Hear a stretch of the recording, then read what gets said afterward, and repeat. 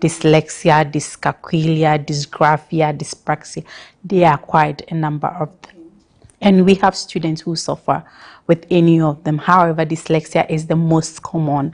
So you take a class of about 25 and you're likely to have 5 of them who are suffering from dyslexia, and it basically has to do with reading and writing. Right. So you were talking about, growing up, what it was like for you living with dyslexia. Yes. So growing up, I mean, you go to school and they teach you all right, and you don't get it, especially when it comes to reading and writing. And so I will sit in class and we do dictations a lot in Ghana, and I will always receive the canes, and you take your report home, and then your parents are also like, I mean, it looks like you're good for nothing. Because why can't you get this? Why is it that people are getting it and you are not getting it? And you yourself, you feel so sad inside you, because then you feel like you're dumb. You're lazy. And actually, these are the words people are labeling you with. So for me, it got to a time where I actually accepted that, yes, I'm dumb, I'm lazy, I'm good for nothing and all that. And where it really triggered to me as a teenager was during the BEC time. I was going to a preparatory school, and they called my parents to say that unfortunately we cannot register Rosalind as part of our candidates to sit for the BEC. What was the reason? Because you're going to taint their result with your low performer. And so and I was getting out of age because I was almost about turning 18 in JHS. Because they had repeated you, so many times. Wow. So they advised if they can't continue with the repetition, then we should rather go to, let's say, a village and have me register with a school. And so that's what we did. They actually registered me with a school that, imagine you writing a BCE. How much more when you change school and you're a newcomer, how do you feel? And you're going to write a BCE.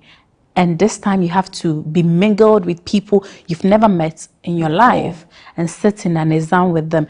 You go to school and you're not wearing this brown and it's a yellow uniform, but then all of a sudden, because of exams and you are not performing, you have to go. So you were in a private school? I was at a private school. Leave all your friends who maybe you can turn and smile at, and sit in a class with people who probably will question, who is this person who have come? And so it really damaged me. That particular season of my life damaged me a lot, but I didn't even know that I was being damaged.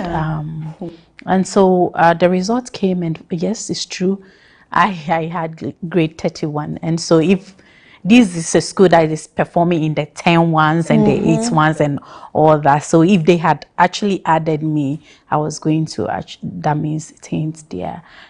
So let's take it. So from there, you went to secondary school, isn't it? No, I did not. I've never been to a secondary school. What happened was I met somebody who is actually a friend of mine from my previous school that I had attended, and we became close. So sometimes they would come to the house, I'll cook for them, or I'll prepare food and just go out. And I realized I'm very good with food and cooking. Nobody taught me how to do pie, but I could do pie at that time and share with my friends. And so he was the one, and he was just a year older than me. And he was like, you know what? Everybody is suggesting you should go and learn a trade and all that. It's not like today that when they tell you go and do fashion, it's like, oh, that's the thing I'm going to do. When they tell you go and do fashion or hairstyling, you're like, it's like you are casted out. So that was the suggestions from my parent. But he said, no, I think you should go to a culinary school. And I was like, culinary school, how? What is that? Did you even know what that was? He explained it. Yes, he explained it in basic terms, like catering school, where you learn how to cook and all that. And one day you can probably become a chef or open your own restaurant. And I was like, I love food. I like to cook, develop recipes. I will do this. So I took his advice and went to my dad that I want to enroll in a culinary school. And you know, in Ghana, culinary school is expensive because Yes. they do practicals every week. You have to Buy buy the ingredients, the utensils, and yeah. all that. And I took it, and my dad was like, we're gonna like so we're gonna spend money on you again and all that. I said, give me one more chance. Give me, and if this does not work, then we will see the way forward. So he listened and took me to the school, and I vividly remember when he took me to the school and called the proprietress and said, this is my daughter.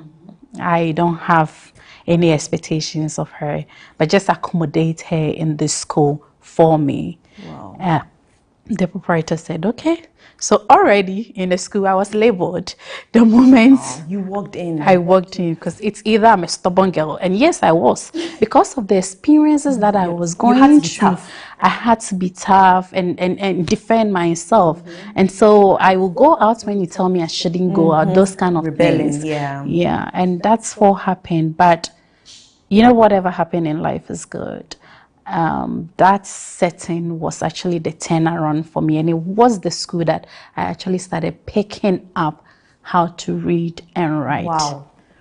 Why did that work for me? Because dyslexics have different ways of learning. My way of learning may not be the same to you if you're dyslexic, but I work more in pictures. I work more in practicals. So using my hand to do, seeing a picture and asking me to develop the same thing, that works for me. So the catering school gave me that. Wow. Because I have to do the practicals. Whilst back in the other days, it's the teacher standing in front of you and just telling you banana. But where is the banana? I can't see banana. But here, you could see it. I can see it. I can feel it. I can eat it. So it made sense to me, and that's where my brain started. What did the proprietress tell your dad? Was there any reports given? I remember during the end of that very term when my dad was coming for me, he was called to the office, and the woman asked him, is it the same daughter of yours that you said you didn't have expectation of? I said, yes. So look at her result.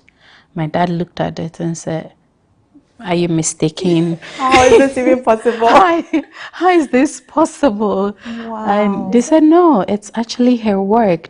She's very good. And I think this place is good for her.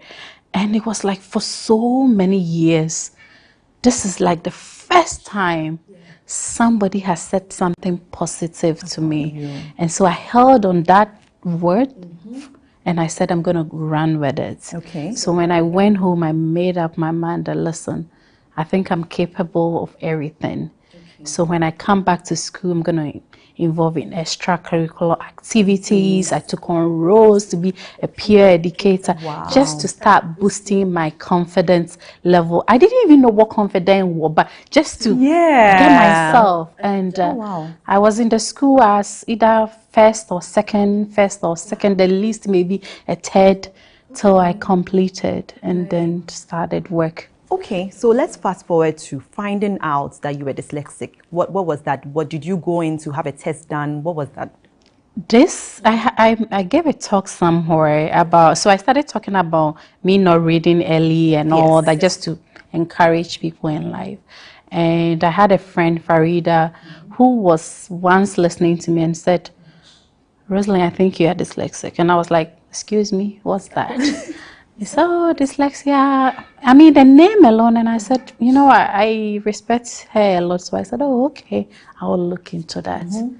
And I left and I just threw, I said, dyslexia. Me, the way I've suffered in my life. I'm not about to get something else, another tag. No.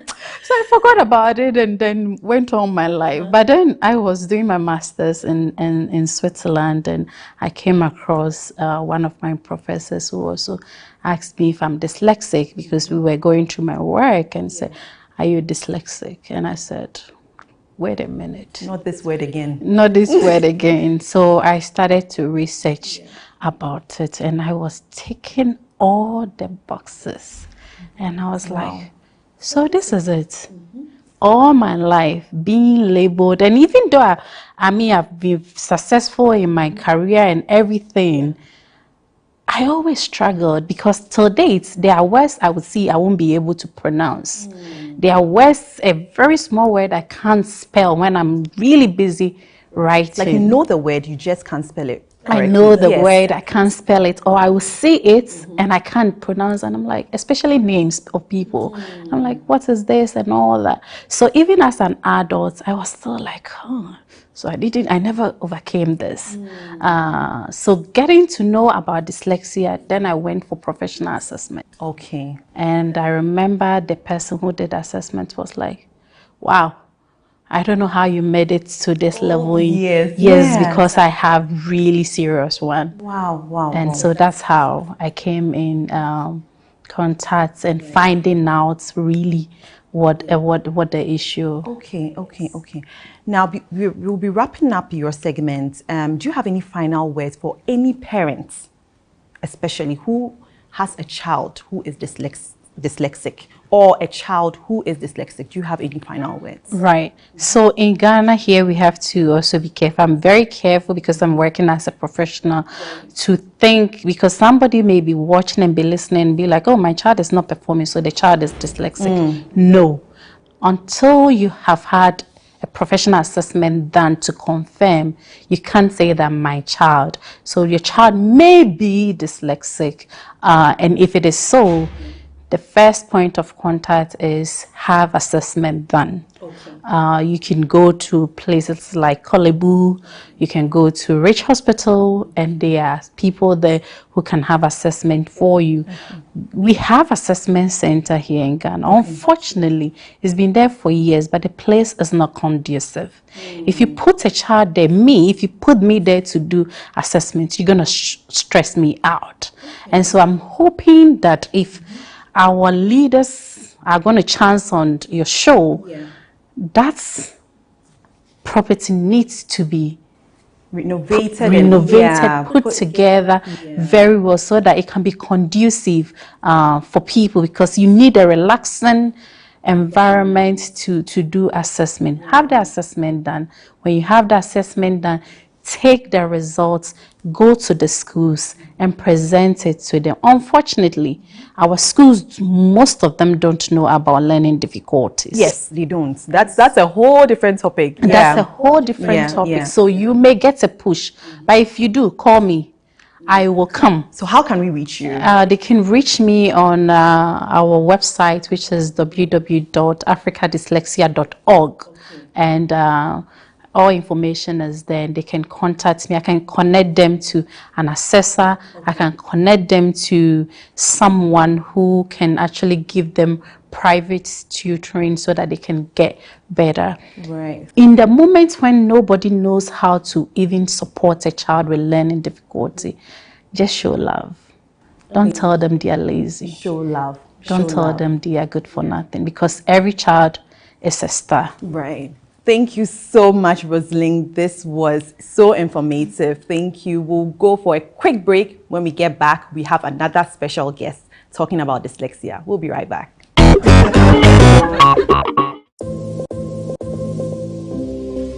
Strap up.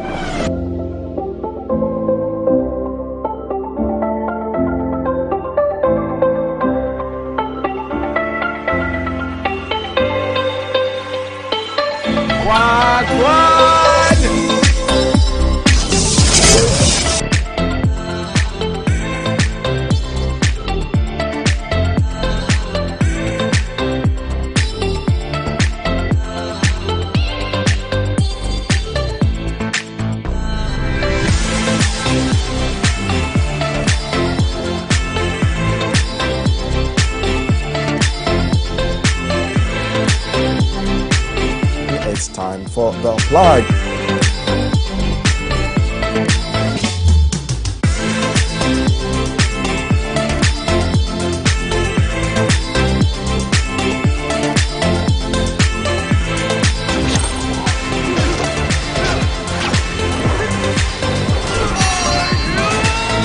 Right here on MX24.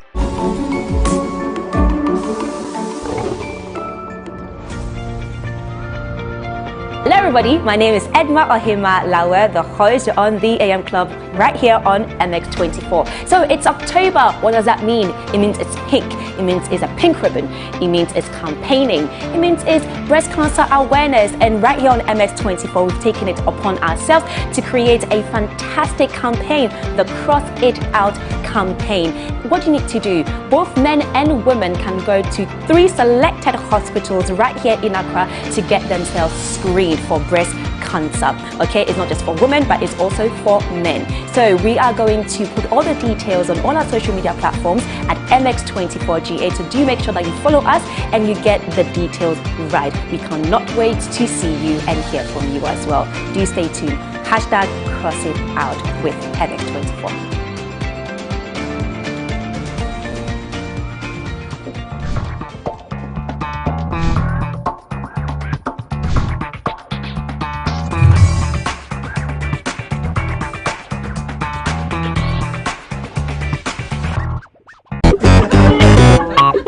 Hi and welcome back to the Talkative Mom Show. We are still discussing dyslexia and I'm joined by Mrs. Dorcas Ablom-Mensah. Welcome, Dorcas. Thank you, Eno. So previously, Rosalind was talking about living with dyslexia, what that has been like for her. And you have a daughter who is dyslexic. Yes. You're a mother of 3. So it's your first daughter who has dyslexia. Exactly. What has that been like and how did you even find out that she had it? Okay. It has not been easy for her and for us as parents, even with her siblings. So initially she was okay. Okay. Growing up in crèche, nursery, KG, we didn't notice this. Okay. But from class 1, we realized her performance has changed. She wasn't able to mention certain words, certain 2-letter words, 3-letter words. She's not able to spell or mention. And we're like, nah, what's happening? Yeah. You weren't like that. She went to class 2, class 3, class 4. Still, her performance wasn't good. But when she was in KG2, she was the best student in her class. But all of a sudden, things changed. So when she got to class 4, her teacher was teaching her at home after school. So he recommended, no, this is not normal. We should seek further professional help. Yeah. Yes. Then we went to a clinic, children's hospital at Circle, where we went to see a neurologist. Okay. Yes. So there we had the professional assessments. And at the end of the assessments, the results came up and then we realized she has dyslexia. Wow. Wow. So when this whole time that she wasn't performing, what were your thoughts? You thought she was probably lazy? Yes. We've not even heard of dyslexia before. We don't even know there are certain kids or children who cannot read or write. It's a challenge or it's a difficult, it's a disability. We've not even heard of that thing before. Right. So we thought she was being lazy. Yes. She doesn't want to learn. And then her younger sister, she is the opposite. Okay. So most of the time, her father will be like, why? What is happening? Your younger sister can read and write, spell perfectly. What is happening? Yours is rather going down. So the comparison. Exactly. You know? Wow. That wasn't helping. Yes. Yeah. Wow. Yeah. And for her, were you able to explain to her what this diagnosis meant to her? Yes. Okay. She has now accepted it. How old is she? She's 11. Okay. And she's in class 5. Okay. You know, something happened yesterday. Let me share it with you. We were eating together and we were using corned beef. Okay. And then she wanted extra. Daddy, please, can I have some of the beef corn? Oh, she twisted the words. Yeah, So we all started laughing. She herself was laughing. Yeah.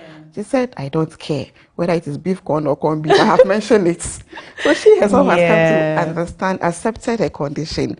And then we told her we would help her. She also has to help herself. So now she's okay. Yeah. Yes. And what steps did you take in terms of her school? Because I'm sure her teachers also had no idea that she had this. Did you go, explain to them what it was? So we went to her school. We have changed her school though, but before there were about 23 in the class. Then she was coming, she wasn't bad, she was coming 14, 15. Yes. So we went to tell the teacher, this is her problem. Unfortunately, the teacher wasn't helping her. When she's not able to spell the word, she'll mention it in the class and they'll all laugh at her. My daughter will come home and cry. Sometimes I'm not even able to control myself. We will all be crying. Mommy, why is this happening to me? My sister can read. I can't read. I can't. When I see a car key, she's always confused. Mommy, what is wrong with me? So because of that, we had to change her school, and the doctor recommended it.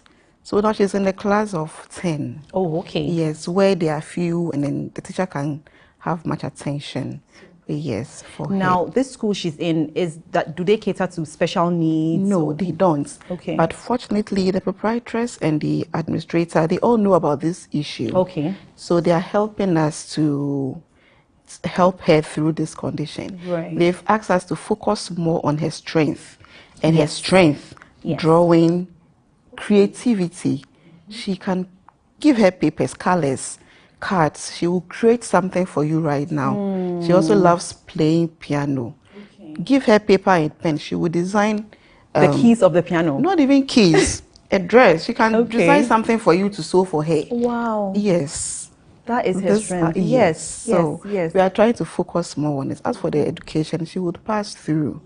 And then we've gotten someone helping her with the sounds to see if she can start all over again with the sounds.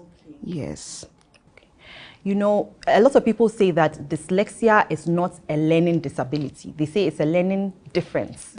Because when you say disability, then all of a sudden it almost seems as if, you know, the person's unable to learn, but they just learn differently.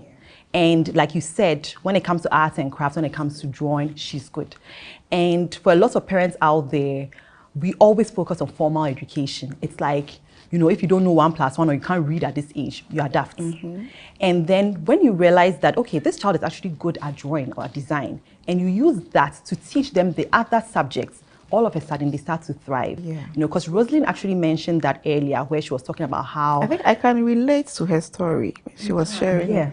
When I was listening to it, I realized, you know, because food was her. That was exactly her turning my point. daughter's issue.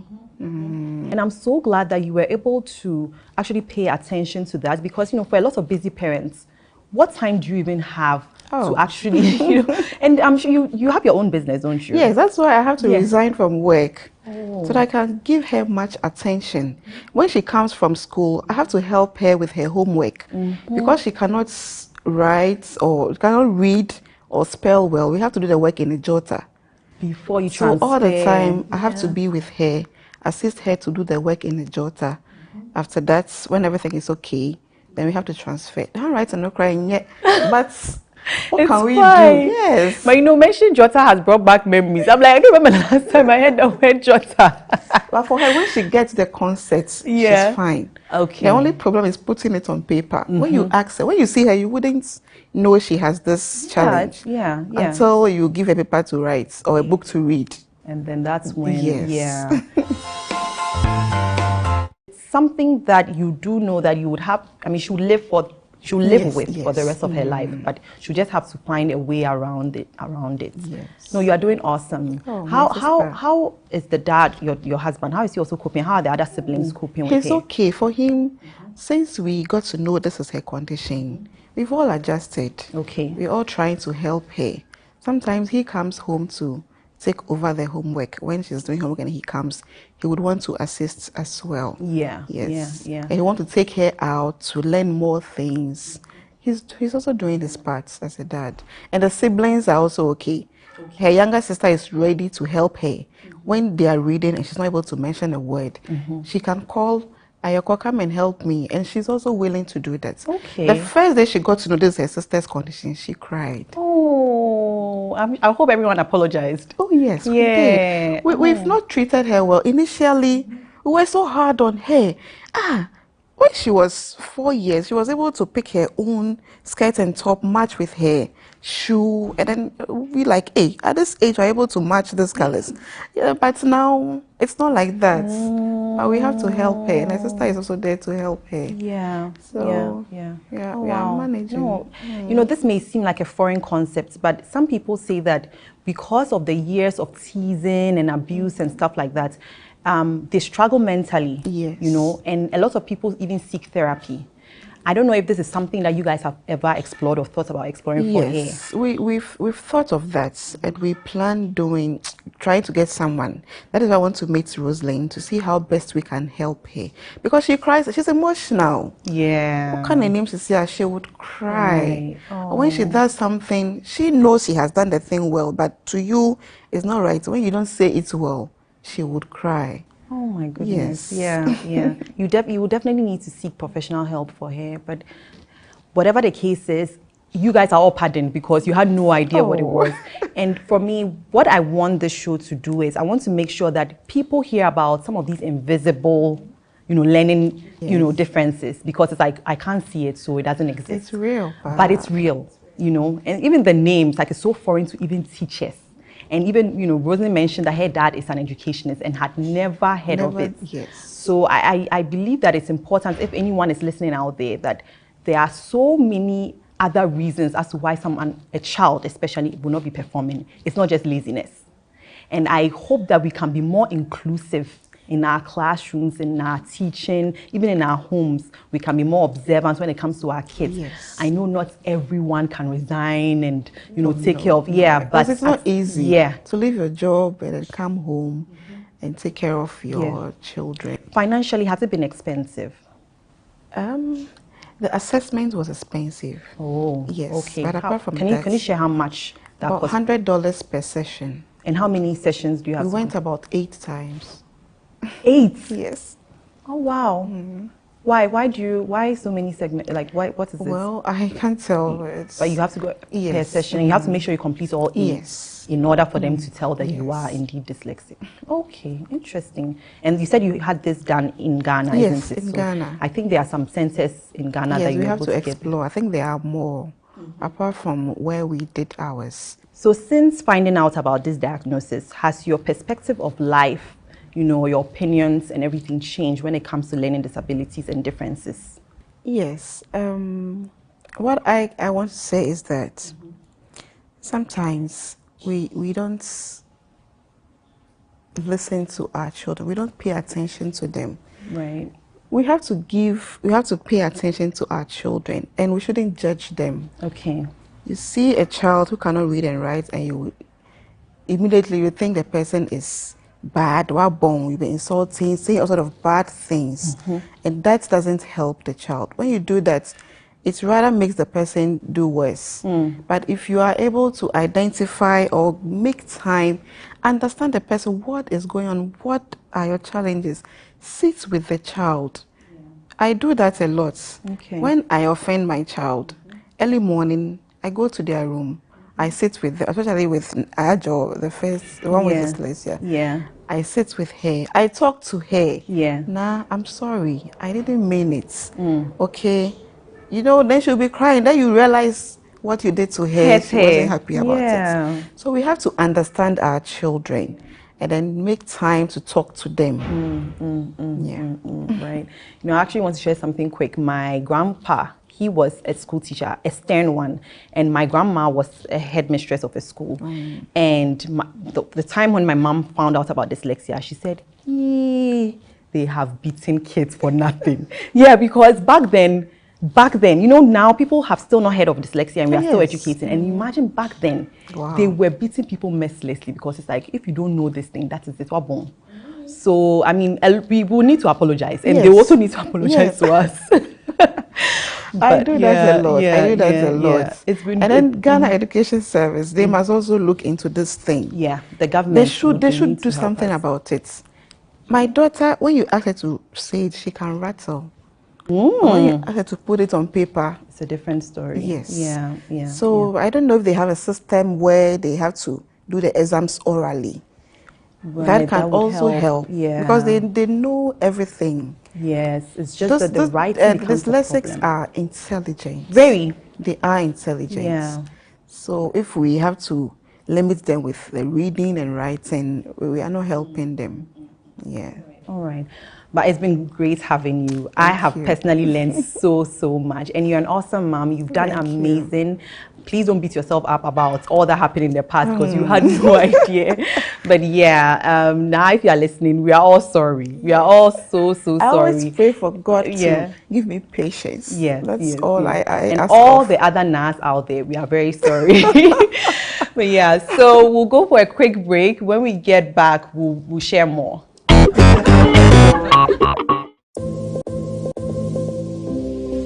Strap up.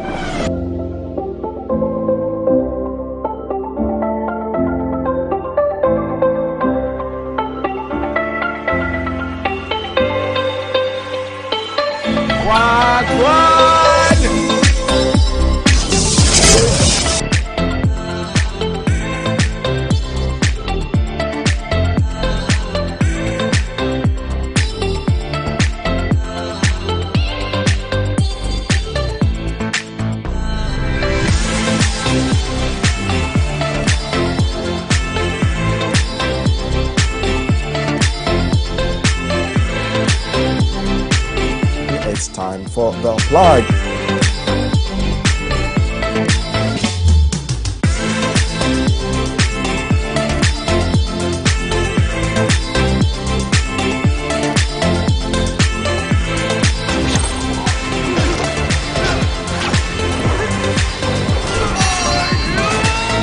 Right here on MX24.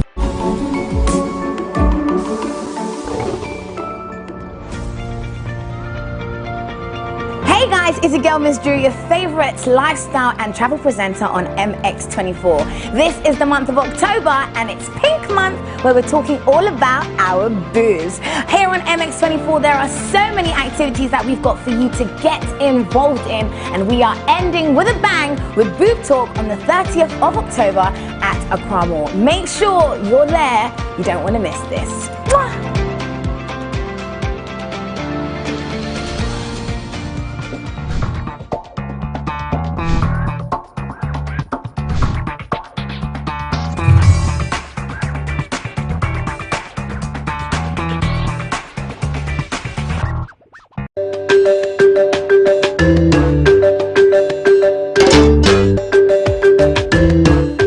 Across Africa, nations are beginning to trade among themselves like never before, creating the largest continental market the world has ever seen. On the Single African Market Program, we will show you how products, services, capital and people will be crossing barriers as the continent and its citizens embrace a single market in a sustainable manner for growth and development to meet targeted UN development goals. Congratulations, Your Excellency. Get the latest update on all opportunities from the Continent's Trade House. Know the success stories and how challenges are being addressed. Africa is ready to trade among itself and the world, so are the people. The Single African Market is the voice of businesses that trumpets the vision of Africa everywhere, in association with the Government of Ghana, International Chamber of Commerce, Business for Peace Foundation, GIZ, UNECA, and UNDP. The Single African Market, this Monday at 8 p.m. on MX24.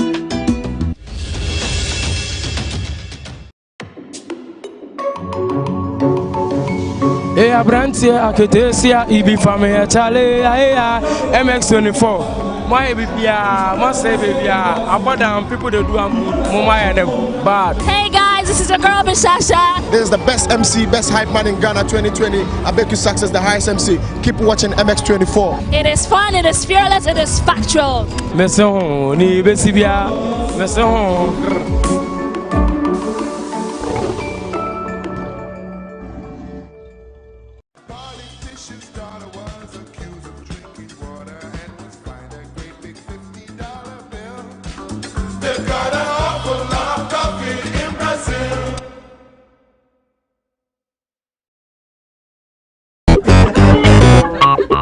Hi, my name is Vera Apia. I am a full-time banker, full-time mom, and a full-time entrepreneur. I'm the brain behind Delicious Foods.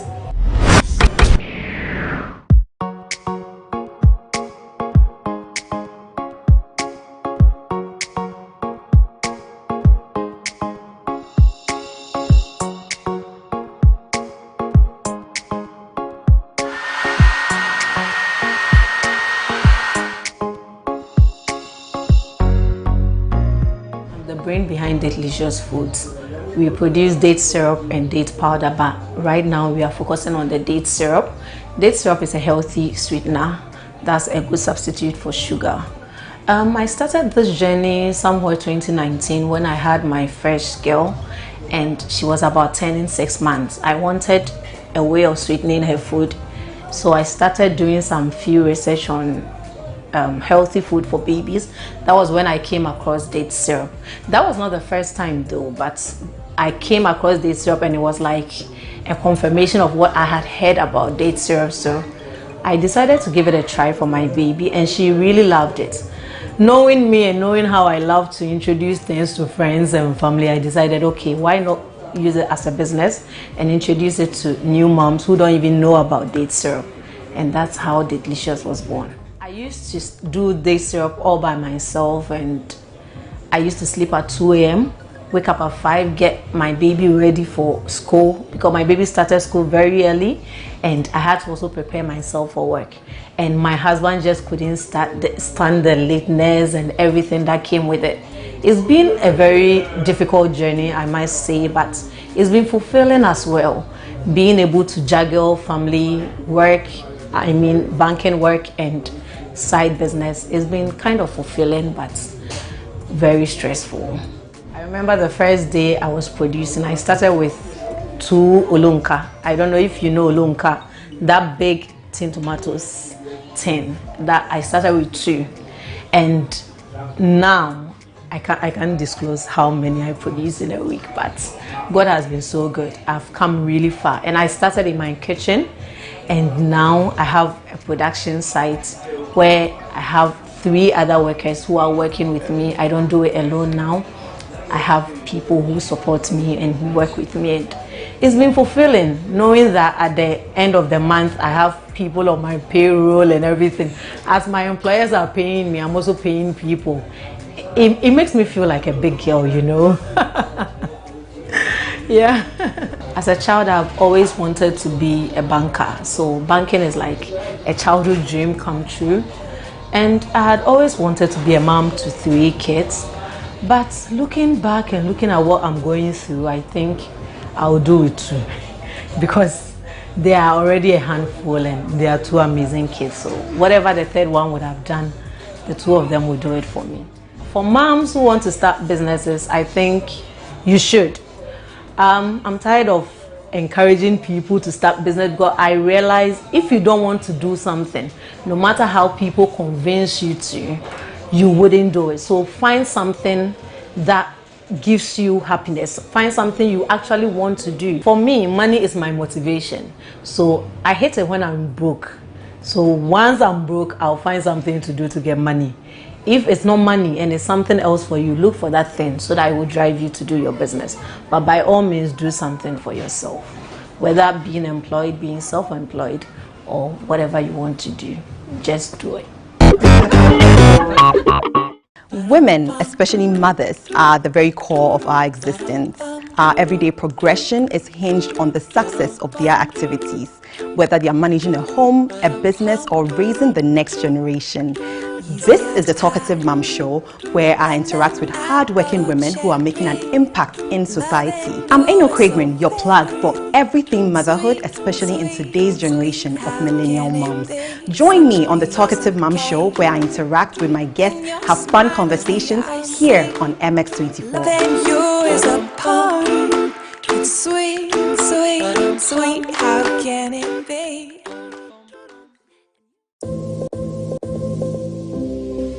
Strap up.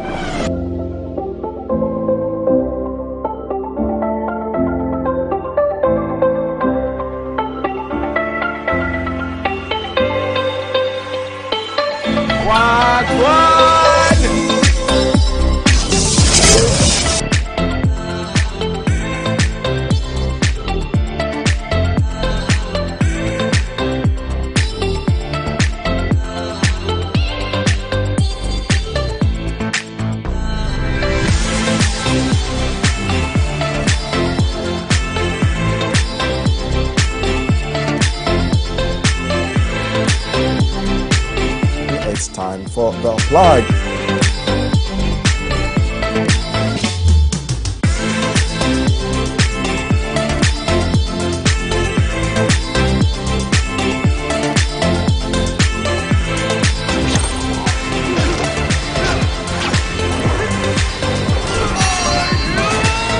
right here on MX24.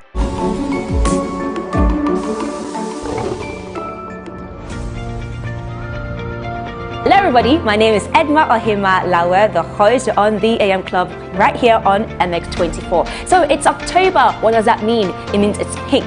It means it's a pink ribbon. It means it's campaigning. It means it's breast cancer awareness. And right here on MX24, we've taken it upon ourselves to create a fantastic campaign, the Cross It Out campaign.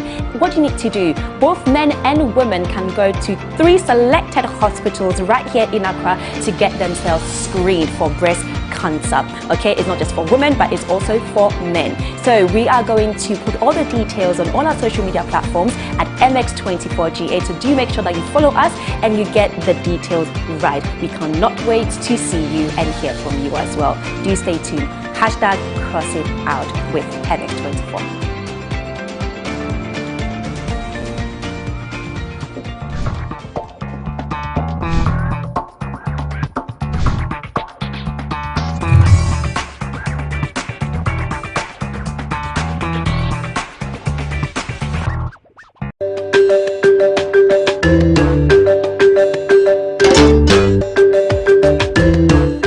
Across Africa, nations are beginning to trade among themselves like never before, creating the largest continental market the world has ever seen. On the Single African Market Program, we will show you how products, services, capital and people will be crossing barriers as the continent and its citizens embrace a single market in a sustainable manner for growth and development to meet targeted UN development goals. Congratulations, Your Excellency. Get the latest update on all opportunities from the Continent's Trade House. Know the success stories and how challenges are being addressed. Africa is ready to trade among itself and the world, so are the people. The Single African Market is the voice of businesses that trumpets the vision of Africa everywhere, in association with the Government of Ghana, International Chamber of Commerce, Business for Peace Foundation, GIZ, UNECA, and UNDP. The Single African Market,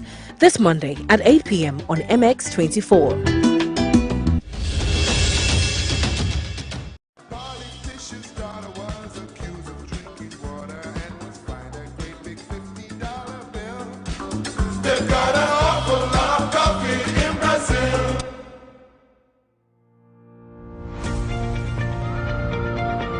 Hello, my name is Noam Falong and I host the Spotlight here at MX24 Television.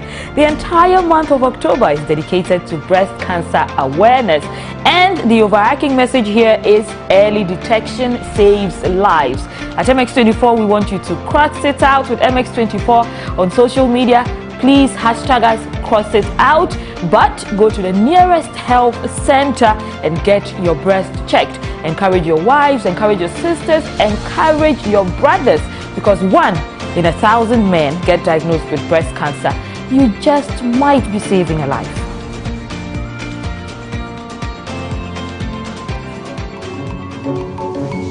Shut up and bend over, and let your back do the talking over. So back up, back up. You guys are doing beyond what a regular would do, and I'm attracted more to that. I like people who want to do something different, you know, not the usual TV. What's up, guys? Your boy Kiddy, aka the Golden Boy, aka Sugar Daddy. Catch me on MX24. It is fun, it is fearless, it is factual.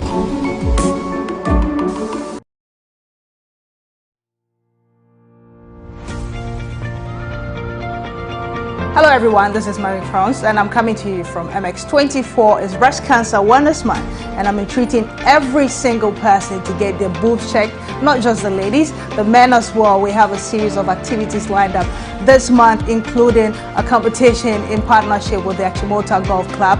We will be expecting as many people as can come in to help us raise funds to help a selected breast cancer charity. So join in and help us as we undertake this Cross It Out campaign as part of October Breast Cancer Awareness Month. Guys, it's your girl Miss Drew, your hostess with the mostest.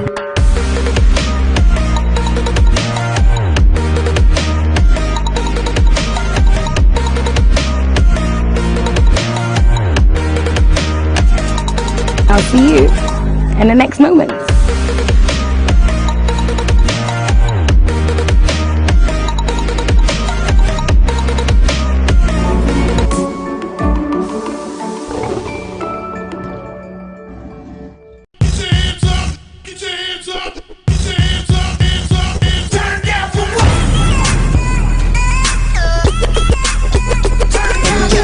Angelina. You be cool in my temperature. If you call, Say cheese, take a picture. Shaka post, make a see, take a picture. in a leg book, boah. Why the party there today? Hey mama, hey I have a same. Secure.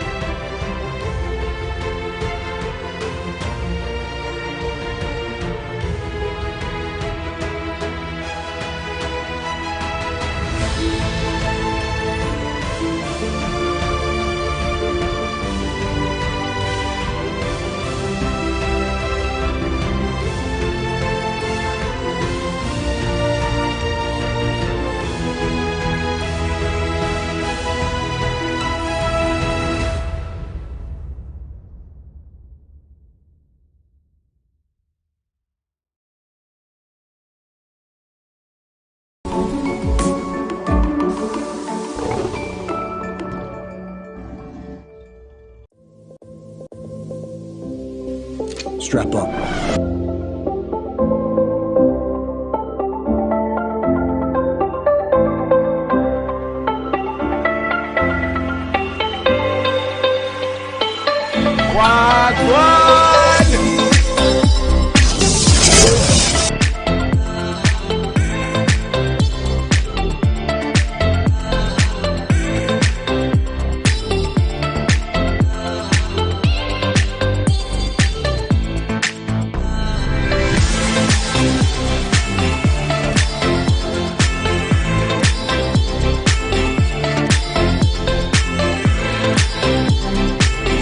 It's time for the plug.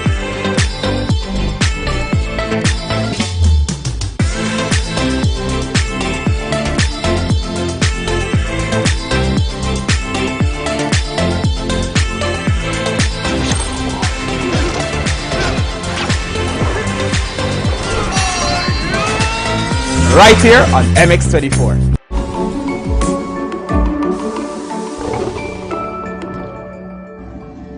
Wagwan! There. Question. Should a man make a woman wait 90 days for sex? Nah man, I can't even wait 3 days. Yeah man, men should have more dignity and more respect for themselves. I mean 90 days might be a stretch, but it's not a bad idea. Maybe a month. What do you think? I don't think I am. I have a fetish for this thing doesn't mean I am. It's actually interesting that we had 2 guys saying that no. No, yeah, it's very, it blows my mind. Eh? Even in the Bible, it's a sin, so you have to swallow it for it to be good. Wow! Watch X Game every Friday night at 10 p.m. to catch all the excitement right here on MX24.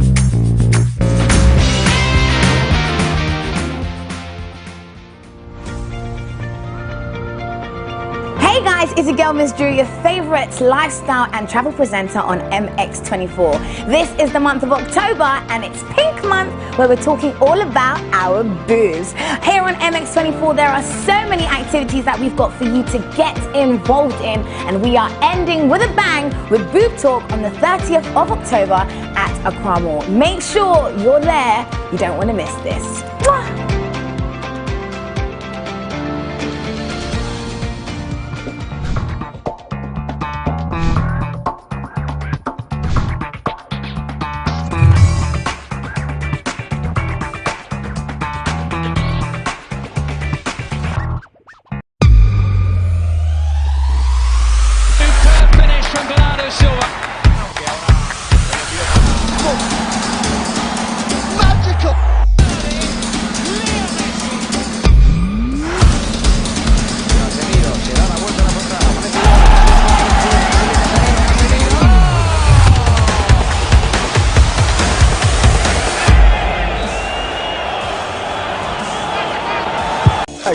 Information will reassure.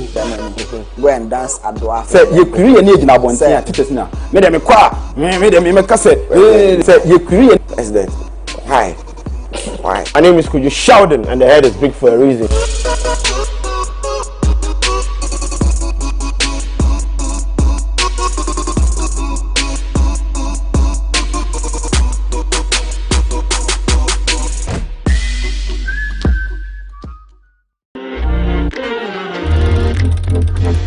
Do you know the top 10 music trends? Have you seen the new music videos everyone is talking about? Do you know how your favorite artist makes their music? I'm moving, but they be bluffing and puffing and they be screaming and yapping, some even feeling and bragging. First thing is, I'm patient. That talented upcoming artist in your area needs the spotlight. Let them be our unsung star. Do you have any questions about music? I'm Jason Delay, and I'm a music plug on MX Chart right here on MX24.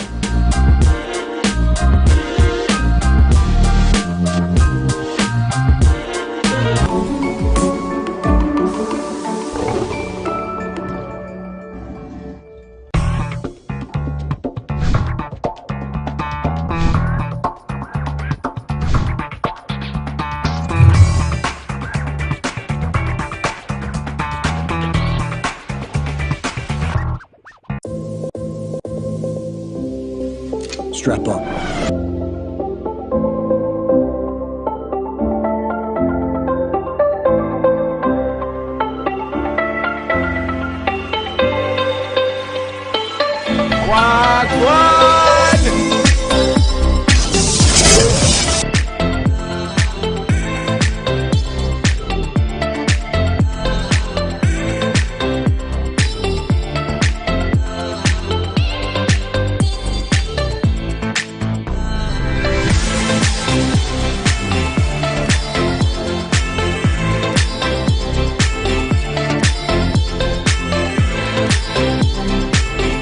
It's time for the plug.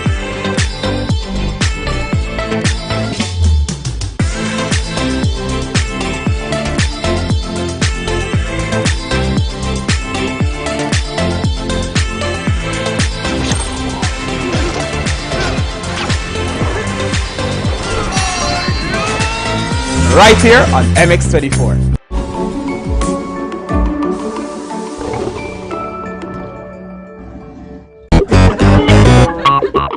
Hi and welcome back. That was Vera of Dyslexia. She teaches us how we can incorporate date syrup into our kids' meals. You know that you can't add sugar to your kids' meals. There are other nutritious ways you can, fortify their meals without necessarily incorporating sugar. And Vera does just that. Vera, you're doing awesome. Now, let's move on to Mum Plug.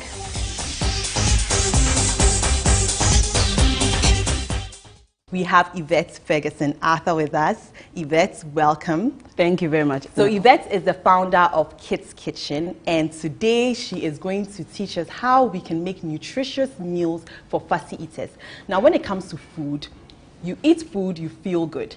But there are these little humans who have decided that no matter what you feed them, they wouldn't eat it. I actually have one at home.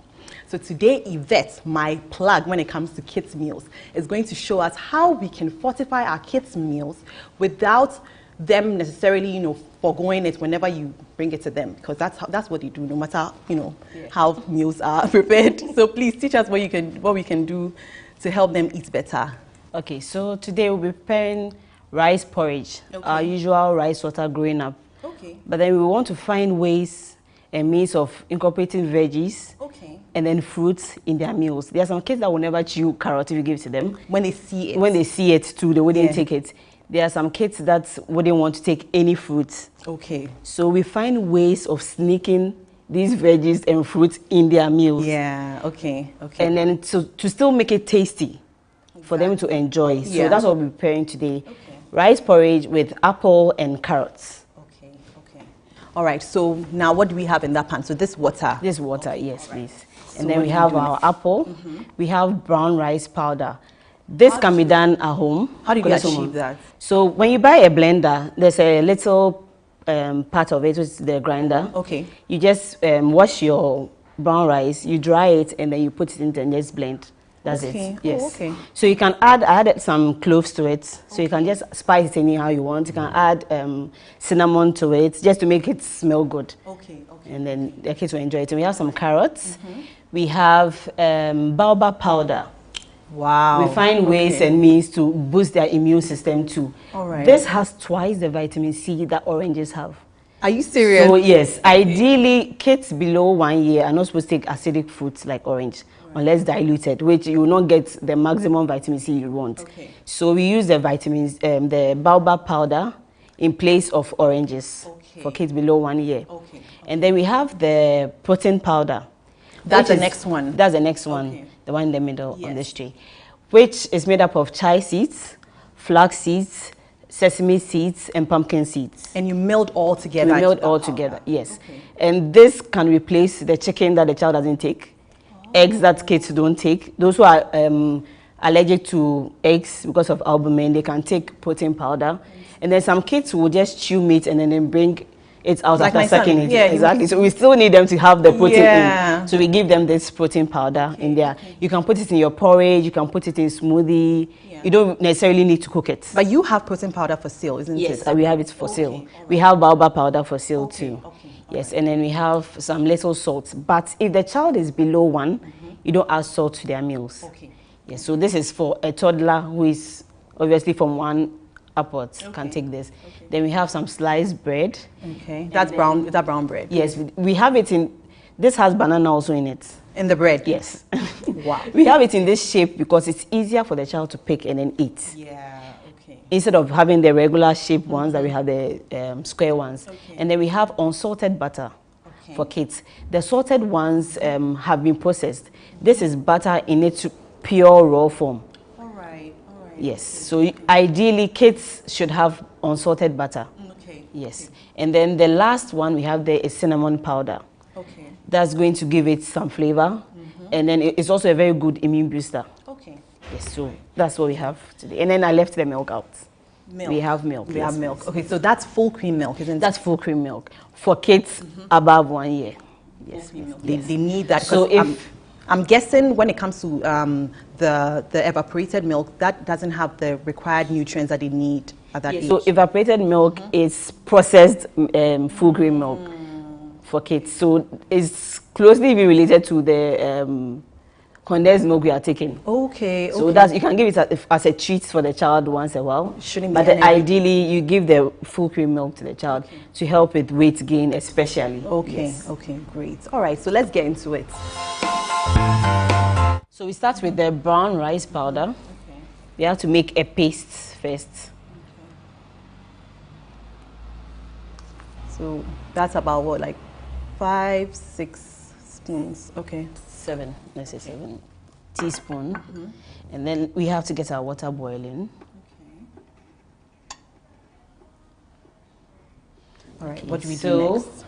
We mix our rice powder with the water to form a paste. So this, I'm guessing we are freestyling it. There's no required measurements. You're just going to mix it till, you know. And it depends on the number of kids you are even preparing it for. Okay. Yes. Okay. All right. This should do for just 1 child. Okay. And if you are making it for a baby, you can have the make this quantity.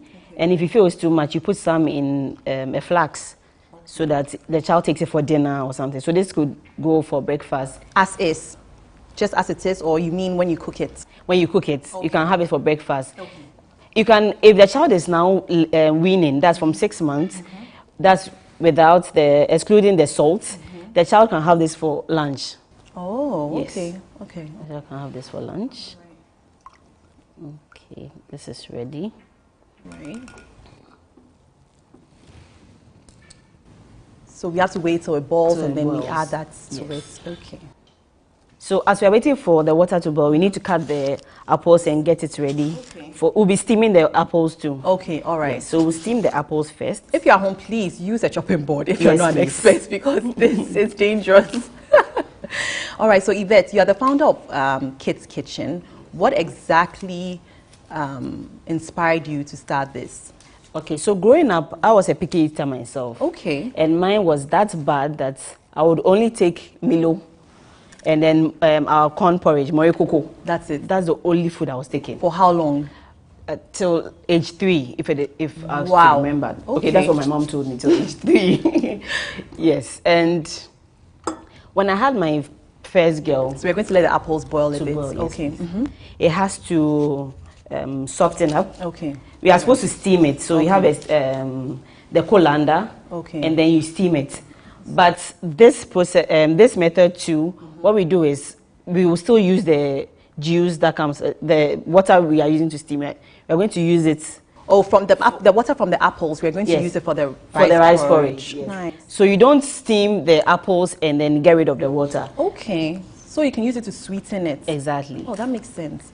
Yes. So yeah, back to your story. So back to my story. So when I had my first girl, I vowed that I need to make sure she's not like me. Yeah. Because my mom had it tough. Like, you can't leave me with anyone. I would only take the Milo. So I started researching around 3 months. When she clocked, yes. And I wanted to know when my first girl was 3 months. Yeah. And I wanted to know all the tricks I could get. And I realized that actually we don't really have picky eaters. You need to know the child. Okay. So there are some kids that would not want to start their solids with the smooth textured food. So you'll be busy preparing all the purees you are seeing on Instagram and then online, and then the child is not taking it. Yeah. But then try preparing, just giving the child maybe a carrot stick, cauliflower steamed, and then the child will eat it perfectly well. Yeah. So I realized that you have to know what your child wants. And then they give you cues. You'll be eating and then you realize your child wants to touch the food. You allow the child to touch and then you see what happens next. It could be that the child is interested in the adult food. Yes, some kids skip the puree step and then Exactly. go straight to the adult jollof and fufu and banku and all those things. Yes. Yes. You just have to make sure it's healthy because you know as adults, mostly our foods are overcooked, if I should put it that way. So our palm nut soup and our groundnut soup. So you can make theirs for them. What you do is you steam the veggies, then you blend it and put that aside. Then when the soup is almost done, you add the veggies to it. So now they are eating your groundnut soup, you are eating your palm nut soup, but then they are still getting the nutrients that they need. Nice. Yes. Yeah. And even with the banku, you can still fortify the banku. So the mori, you can add a little bit of soya bean powder to it for the child. And this helps a lot with weight gain for kids. Yeah. So if you have a child like that, don't think, hey, my child can't eat it. So all this tummy upsets and the likes. No, just allow the child and then make sure you prepare the child's own separately. Some kids will still not eat it. Will still not eat what you prepared? No, separately. They will still want to eat with you. Yes. So the trick is, on the same plate or bowl, you serve both meals. So yours is on one side, and then they feel like we are all eating from the same place. Yeah. So yes. So there are so many tricks to get them to eat. Yeah. Don't think, okay, my child only likes one meal. Just explore. I always say that don't limit yourself to the food you are used to eating. That's what we do as mothers. Yeah. We eat in our house, we eat only rice and yam. So you limit the child to that. My husband doesn't eat the swallows, the banku and the rest. But then my first girl realized that's the only food she enjoys eating. Yeah. So I had to learn how to prepare TZ. I had to learn how to prepare fufu without the pounding, the one you can do on the stove, because it's just a little quantity I need for her to eat. So don't limit yourself to just, if you like, and account food. Explore other foods. It shouldn't be foreign foods. It could be just our local meals, but other dialects or other tribes. Sorry. It's true, because there are so many meals in Ghana, and it's like we keep eating the same 7 meals every day. No, it's true. Yes. That's all we are used to, the same jollof, wache, and that's it. Yam. Thank you so much, Yvette.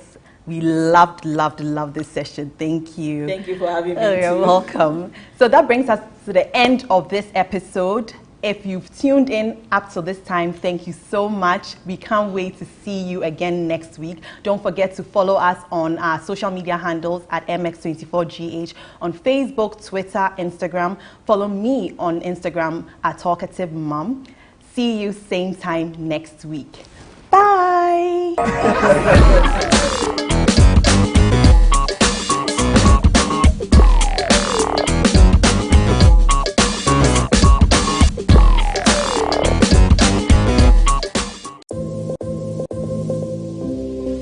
Strap up.